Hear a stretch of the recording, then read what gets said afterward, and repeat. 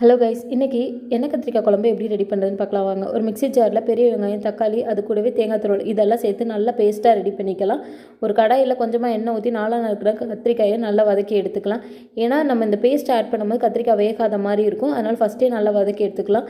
கத்திரிக்காய் நல்லா வதங்கினதுக்கப்புறமா அதே கடாயில் எண்ணெய் கொஞ்சமாக தான் இருக்கும்.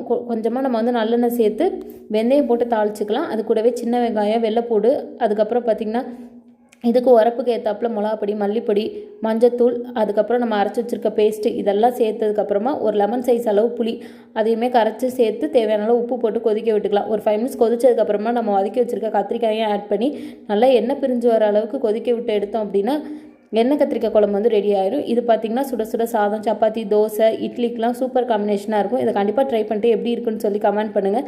நாளைக்கு இன்னொரு ஷார்ட்ஸில் பார்க்கலாம். நம்ம சேனலில் சப்ஸ்கிரைப் பண்ணாமல் பார்த்துருந்தீங்கன்னா மறக்காமல் சப்ஸ்கிரைப் பண்ணிக்கோங்க. இன்ஸ்டாலையும் ஃபாலோ பண்ணிக்கோங்க.